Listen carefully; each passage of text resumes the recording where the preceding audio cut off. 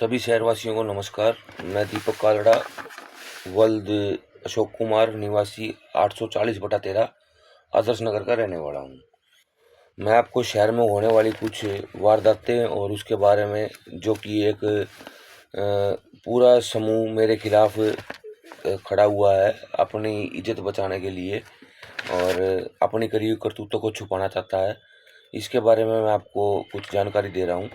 और साथ ही साथ ये बता रहा हूँ कि मेरे साथ कोई भी वारदात किसी भी प्रकार की होती है, या मुझे मारा जाता है या पीटा जाता है या रास्ते में कहीं मरा कटा पाया जाता हूँ, तो उसका जिम्मेवार मुख्य मंत्री मनीष ग्रोवर, एसपी हिमांशु गर्ग और आज का एसपी नरेंद्र बिरदानिया को समझा जाए। ये सभी कागज मैं आपको दिखाता हूँ कि जिसमें बार बार मेरी फैक्ट्री में चौथ मांगने आते हैं, और चौथ मांगने की सूरत में मैं इनको चौथ मना कर देता हूँ। और इनके खिलाफ मैंने अपनी फैक्ट्री के आगे बोर्ड लगा रखे हैं कि पुलिस को हफ्ता देने से इनकार और मंत्री के लिए कोई हक नहीं। मंत्री का कोई सरकारी अधिकारी हक नहीं बनता मेरी फैक्ट्री से चौथ मांगने के लिए, क्योंकि इस सरकार ने बजाय कि मेरा आरक्षण नुकसान और जो मेरी दुकानें 7 बंद करवाई हैं उसका मुआवजा देने की बजाय बार बार मेरे परिवार को तंग कर रहा है और नए नए केसों में पुलिस के चक्करों में फंसाने की कोशिश कर रहा है। जानिए समझिए कैसे। बता रहा हूँ मैं आपको। ये एक आरटीआई लगती है दिल्ली पुलिस कमिश्नर को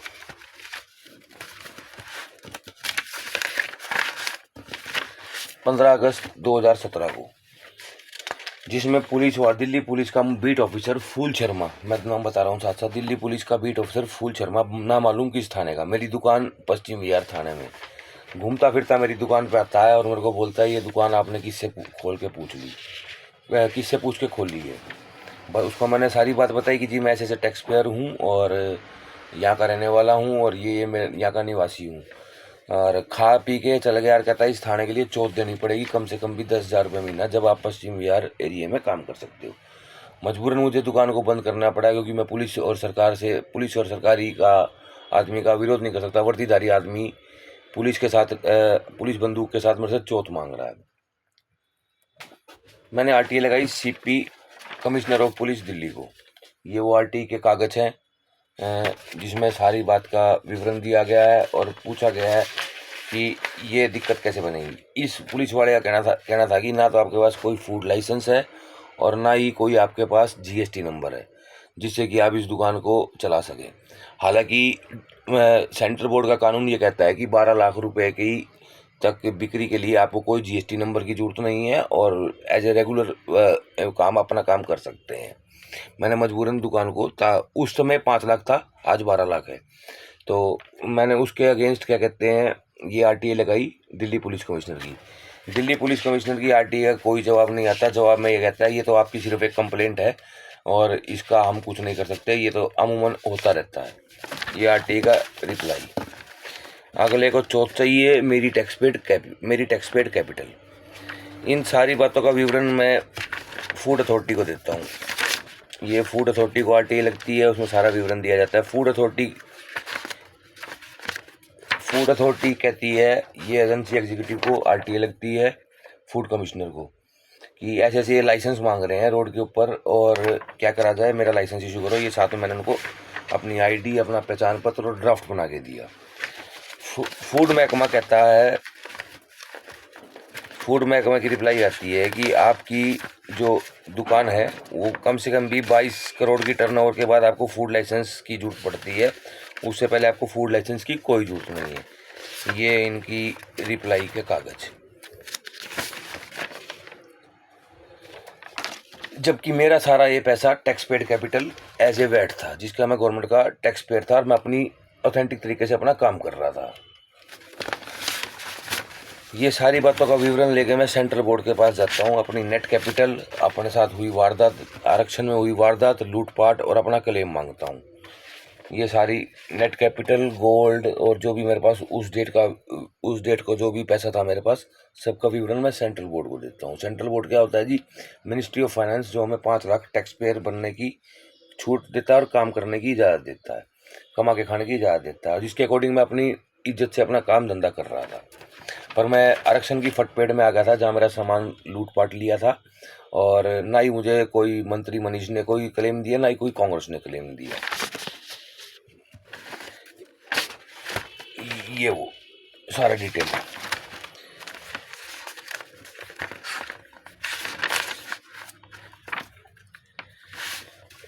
मैंने फिर से मेहनत करी, मैंने सारी बातों का विवरण, अपनी टैक्स पेड कैपिटल, जो मेरा पैसा मार्केट में फंसा हुआ था, किसने कैसे कैसे मार लिया, खट्टर के मुख्यमंत्री बनने के बाद मेरा पैसा कहाँ कहाँ मरा, और जो मेरे पास उस डेट की नेट कैपिटल थी उसका टैक्स भर के गवर्नमेंट को मैंने दोबारा से अपना ये सेंट्रल बोर्ड को अपना सारा अपनी पहचान पत्र दी।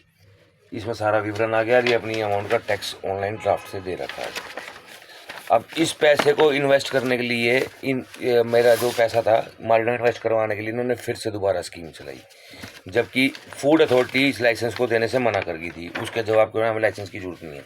इन्होंने रातों रात मेरा फूड लाइसेंस इशू कर दिया मेरे घर के पते पे। घर के पते पे बनते ही मेरे पास जीएसटी नंबर हो गया। ये मेरा जीएसटी नंबर,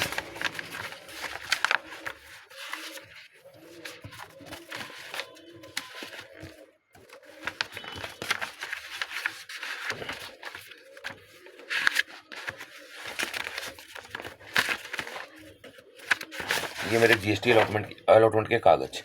मैंने फैक्ट्री अपने घर में लगा ली। कई दिन तक तो मैं गुजरात में घूमता रहा और दिल्ली पुलिस के मुलाजिम मेरा पीछा करते रहे, क्योंकि मैंने इस आरटीआई में दिल्ली पुलिस कमिश्नर को साफ लगा दिया था, कह दिया था कि मेरी दुकान आपके दिल्ली पुलिस के अंदर प्रिटेंड नहीं करती और ना ही मैं आपका लांगरी हूँ, और अगर आपको अपना लांगरी रखना है तो मुझे सरकारी नौकरी दे दो, जिससे कि मैं आपकी पुलिस को क्या कहते हैं खिलाता रहूँगा, आप मुझे फंड देते रहना, या मुझे सरकारी नौकरी दे दो। ये क्लियर इस आरटीआई के अंदर लिखा हुआ है। ये जनाब क्या करते हैं, वहाँ से तो इनका बस चला नहीं। ये एक आर्टिकल 124 अमेंडमेंट करते हैं अरुण जेटली साहब, कि जो बच्चे किसी फटपेट में फंस के आ जाते हैं और अपनी ईमानदारी से अपना टैक्स भरना पड़ता है, उसके लिए आर्टिकल 124। अब आर्टिकल 124 को किसी भी लेवल पे ये क्या कहते हैं ग्राउंड लेवल पे इम्प्लीमेंट ही नहीं कर सकते, क्योंकि आर्टिकल 124 एक फ्रॉड आर्टिकल था, सिर्फ इसलिए कि एक बार मामले को शांत करने के लिए, जिसका पैसा दंगों में ख़राब हो गया और या पुलिस की चोट मांगने में सारा पैसा, उसकी मेहनत ख़राब हो गई। अब तो बार बार क्या करा जा रहा है, मैं अपनी काम करता हूँ कि हम पुराने व्यापारी हैं इस शहर के, हमारे पे काफ़ी सिस्टम है मार्केट में और लोगों से आना जाना है, अच्छी तरह हमारी उठ बैठ है, तो हमारे को काम की तो कोई कमी है ही नहीं। ये जैसे ही मैं अपनी फैक्ट्री अपने घर के पते पे खोलता हूँ, ये मैं कुछ बिक्री करता हूँ, जिसका ये टैक्सेबल अमाउंट का चेक और मैं जीएसटी का पैसा सरकार को देता हूँ। फैक्ट्री खोलने के 15-20 दिन बाद मेरे घर क्या कहते हैं दिल्ली पुलिस का मुलाजिम सतिंदर भारद्वाज, ध्यान रखना सतिंदर भारद्वाज ब्राह्मण, मेरे घर चोट मांगने आता है फ़ोन के ऊपर कि इस फैक्ट्री को जो तूने 30 लाख रुपए का लाइसेंस आरटीआई लगा के फ्री में ले लिया, ये सरकारी हक को देना पड़ेगा। मैंने अपना जीएसटी नंबर सरेंडर कर दिया भारत सरकार को, कि मैं तो जीएसटी दे सकता हूँ, आई एम लाइबल टू पे the GST only for the government, nothing else is implemented on me. और ये चीज़ें इम्प्लीमेंट मेरे को होती हैं, that cause my effect my quality of food and I can't do this. इस तरीके से मेरे से चौथ नहीं ले पाए। इन्होंने क्या करा, ऑनलाइन खाना मंगवा के, सुरेंद्र बत्रा एक आदमी है जो कि कांग्रेस पार्टी से बिलोंग करता है और क्या कहते हैं मेडिकल, इसका घर डी पार्क के कहीं आसपास 144 नंबर मकान है। इसके थ्रू ऑनलाइन खाना मंगवा के खाने में जहर मिलाने की कोशिश करके मेरी फैक्ट्री बंद करवाने की कोशिश करी गई, पर क्योंकि इसको मैंने रंगे हाथों कैमरे में पकड़वा दिया और रोहतक एसपी को इसकी मेल कर दी।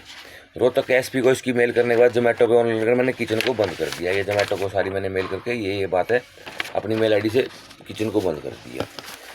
मैंने हिसाब लगा लिया कि इस शहर के अंदर ना तो जीएसटी पॉसिबल है, ना हालांकि 20 रुपये का पपीता लेते हुए 7 आदमी को जोर आता है, 7 आदमियों को 20 रुपये पपीता खरीदने में जोर आता है। पहले इनका ओहदे आगे ऊपर पटकते हैं, हम ये हम वो हम ऐसे हम वैसे, तो इस शहर में जीएसटी पॉसिबल ही नहीं है। मैंने अपनी फैक्ट्री को हयातपुर ट्रांसफ़र कर दिया। इन्होंने सेम काम क्या करा कि हयातपुर में गुंडे भेज के मेरी दुकान के सारे लेबल फटवाए और सारी क्या कहते हैं तोड़फोड़ करी और जो भी फैक्ट्री का सामान था वो आज तक इनके कब्जे में है।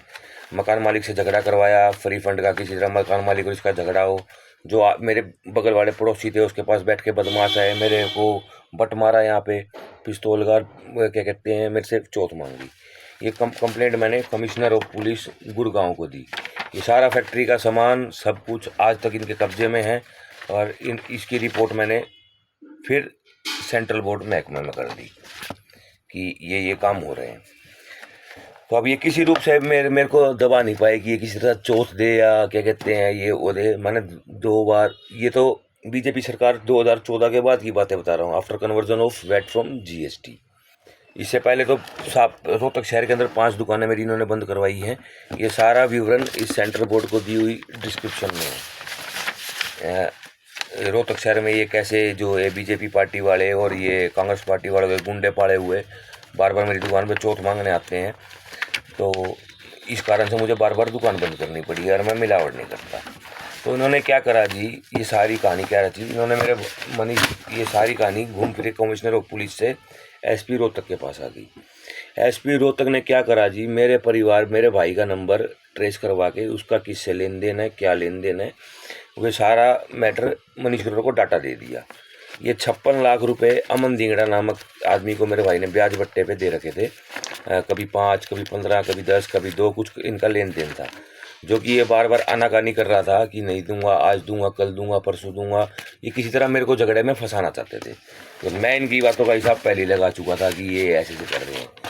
तो ये अमन दिंगड़ा नामक आदमी थाना आर्यनगर में कंप्लेंट लेके जाता है कि मेरे को दीपक और भाई ने मारा अशोका चौक के ऊपर, मैंने कुछ पैसे देने थे। ये कुछ पैसों का जो विवरण है वो ये 56 लाख रुपए थाने में आरटीआई में जवाब आता है। अब ये थाने में ये आरटीआई का जवाब आता है इस आदमी के इतने पैसे देने हैं। इनकी कोशिश क्या थी, इन्होंने एक पवन सहगल नाम का आदमी जो कि मनीष ग्रोवर के झंडे उठाता है, उसको एक झूठी एविडेंस बना रखा था कि तूने इसके खिलाफ ये बोलना है और ये एक थाना पीजीआई में ऐसी कंप्लेंट देनी है और हम इसको यहाँ से लपेटेंगे और सुबह इसको इस थाने में लपेटेंगे, क्योंकि मैंने पुलिस वालों को चोट देने से मना कर दिया। ये सारी RTI DGP of police Haryana को लगती है कि इनके बयान करवाओ किस किस टाइम को कितने बजे। 11 पे जो की आरटीआई जाती है, जिसमें एक चेतना नामक वकील जो बीजेपी पार्टी की अध्यक्षता है वो भी साथ थी। ये 56 लाख रुपए पैसों का लेन देन नहीं, नोट लेन देन, हमने पैसे 56 लाख रुपए इससे लेने हैं इस तारीख को, दिनांक 21 को। थाना आर्यनगर वाले क्या करते हैं, इस कंप्लेंट को डिटेन कर लेते हैं 7 दिन और मेरी लोकेशन फ़ोन की देते हैं पवन सहगल को। पवन सहगल बीजेपी के दफ्तर से बाहर आता है और मेरे स्कूटर का एक कट मारता है और जाके थाना आर्यनगर में भाग जाता है कि ये मेरे को ऐसे से तंग कर रहा है, मेरे को मारा, मेरे को घर से उठा के ले गया, जिसकी झूठी रिपोर्ट थाना पीजीआई में दे के आता है। जबकि सोटा मेरे पैर पे मार रखा था यहाँ पे। और मेरी एमएलआर कटते ही सुबह थाना में क्या करते हैं कि हमने दोनों पार्टी को समझा दिया है, ऐसे वैसे मत करना, लड़ाई मत करना, पैसों का मैटर है, हम अपने आप सुलटवा देंगे, कोई बात नहीं। और इन्होंने बिरादरी बिठाई, बिरादरियों में सही तरह की बकवासें करी। तो मैंने इसकी सारी आरटीआई एक डीजीपी को लगाई, डीजीपी हरियाणा पुलिस शत्रुजीत कपूर को, आज से लगभग 2 महीना 10 दिन पहले, कि इन सभी को बयान करवाओ और क्या कहते हैं इन सभी का बयान करवाओ और क्या कहते हैं ये इनको बुलाओ थाने में, और ताकि हम अपना मुकदमे को कोर्ट में ले जाएं और अपनी रिकवरी का सूट कोर्ट से डाल दें। तो थाना पुलिस वाले क्या करते हैं ना, तो इसकी हत्या कर दी, फिर इसको अमन धिंगड़ा को सिखाते हैं, तो इसकी ये तेरे पैसे मांगने आए हैं दुकान में, तेरी पैसे मांगिए। वो अमन धिंगड़ा, किशन लाल खेतरपाल और सतीश कत्याल और ये 5 रूबी सरदार, ये 5-7 आदमी मेरे भाई के पीछे मंत्री ने लगा रखे, मंत्री मनीष ग्रोवर ने, पैसा खाने के चक्कर में। ये 7-8 आदमियों गैंग क्या करता है, इनके पैसे इनको इलेक्शन फंड इकट्ठे करके देता है मंत्री मनीष ग्रोवर को, और बाद में कोई टैटा करे तो उसको मनीष के बाद आप जानते ही हैं सारा शहर कि ये ऐसे ये काम करता है, और बाद में गोली मरवाने की धमकी देते हैं। तो जानिए अब इसने क्या करा। इसके बाद ये क्या करता है, जब इसकी दुकान पे पैसे, ये हमने एक एसपी को दरखास्त लगाई, डीजीपी को दरखास्त लगाई कि हमें एक पुलिस मुलाजिम दिया जाए जिससे पैसों की रिकवरी हो जाए और एक तरीके से पैसे आ जाए जो वहाँ पे झगड़ा ना बने, दिनांक 14/11/2024 को।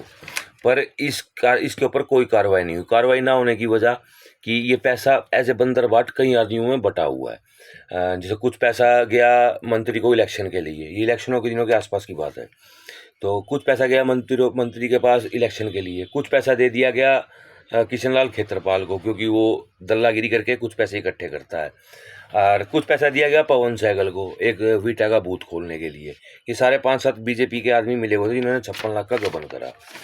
इस मैटर को अब ये कोर्ट में नहीं पहुंचने देते। हम कोर्ट में जाते हैं तो क्या कहते हैं, जाने की कोशिश करते हैं, वकील से बात करते हैं तो वकील को फ़ोन ट्रेस करवा के मना कर देता है कि क्या कहते हैं ये आदमी हमारा है, इसका बार सेशन में उठना बैठना है, और हमें कोर्ट में नहीं पहुंचने देता। हम पुलिस को दरखास्त लगाते हैं तो पुलिस कोई कार्रवाई नहीं करती।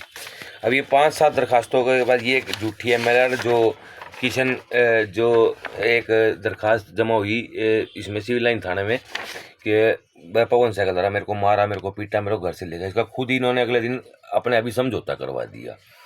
जब ये पाया गया कि ये पकड़ में नहीं आए हैं और इसमें पुलिस ही फंस जाएगी झूठे केस के अंदर, तो इन्होंने ये कर दिया। ये हो गया मैटर यहाँ पे ख़त्म। अब ये फिर क्या करता है, पवन के पास जाते हैं तो अमन धिंगड़ा क्या करता है, जो कि थाना आर्यनगर में ऑलरेडी मैटर चल रहा है, तो पुलिस हरासमेंट के लिए ये भागता है थाना पीपी सलाराम मोहल्ला की, मेरी दुकान पे पैसे मांगना है मेरे को दे। हमने एसपी को मेल करी सेम डेट में, भाई इसको बुला ले और प्रूफ दिखा दे हमने क्या इसको धमकी दी और क्या इसको मारा, जबकि हमारे पास की रिकॉर्डिंग है 6 की 6 माथे में मारने की, और इस पर पुलिस एसपी काम नहीं कर रहा शहर के अंदर। अब दिखाते हैं जी आपको वो कागज़। फिर इन्होंने क्या कोशिश करी कि जैसे कि मैं घर से बाहर निकलता हूँ तो मेरे पड़ोस में एक विजय मास्टर रहता है, हालांकि ये नौकरी मेरी इसको एक सरकारी नौकरी दी गई है जिसका वो एलिजिबल भी नहीं है। एलिजिबल क्यों नहीं है, आज तक उसको कभी नौकरी का कुछ पता नहीं था।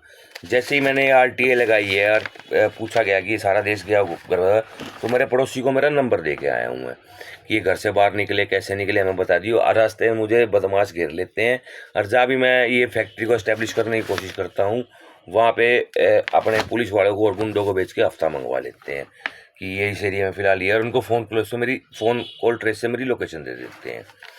तब ये सारी बातों का खुलासा होने के बाद जब ये सारी रिपोर्ट पुलिस महकमे में वापस रिवर्ट चली गई कि ऐसे ये काम आपके कर रहे हैं, तो अब अपनी इज्जत बचाने के लिए ये ORT की कॉपी है जो डीजीपी को 11 पेज की लगी हुई है कि इनको थाने में बुलाओ और इन 11 आदमियों के बयान करवाओ, जिसमें सारे के सारे आदमियों का फ़ोन रिकॉर्डिंग और सब कुछ हमारे पास है।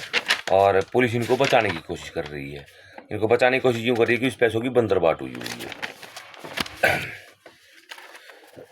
अब देखिए ये क्या करते हैं, ये मेरा पड़ोसी को मेरा फ़ोन नंबर दे के आया हूँ मैं, और वो मेरे फैक्ट्री के रास्ते में अपने गमले उड़ा के मेरे फैक्ट्री को ख़राब करने की कोशिश करता है।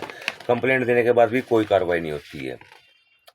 मजबूरन मुझे मेरी फैक्ट्री के आगे और अपनी स्कूटर के ऊपर वो बोर्ड लगाना पड़ गया कि I am a tax payer, GST number reverted, सरकारी पुलिस को हफ्ता देने से इनकार। तो अपनी हफ्ते की रड़क इस तरह निकाल रहे हैं कि दूसरे थाने में मेरे को बुला के किसी तरह हमारे पैसों को दबा ले और हमारे परिवार को इरिटेट करा जा रहा है बार बार कि ऐसे वैसे। ये क्लियर रिपोर्ट है जिसमें SP की, जिसमें ये बोला जाता है कि 56 लाख रुपए इसके पास निकलते हैं और क्या कहते हैं ऐसे इसके अकॉर्डिंग दिया गया हुआ है। ये सारा पैसा मंत्री मनीष ने हमारा रुकवा रखा है इन द सेंस कि पैसा ही उनके पास गया हुआ है। अब 5 दिन पहले मंत्री का एक गुंडा जय नामक कोई DLF में मेरे पास रिकॉर्डिंग फ़ोन में जो SP के ईमेल ID पे अपलोड करवा दी गई है कि मंत्री ने अपना गुंडा भेजा, साथ 4 पुलिस वाले सीए स्टाफ से भेजे, क्योंकि मैंने सारी रिपोर्ट बना के दोबारा सेंट्रल बोर्ड को दे दी कि जी ये ऐसे फेरी हरकतें हो रही हैं हमारे साथ। और ये सारी रिपोर्ट मैंने सेंट्रल बोर्ड को बना के दी और भेज दी वहाँ पे मिनिस्ट्री ऑफ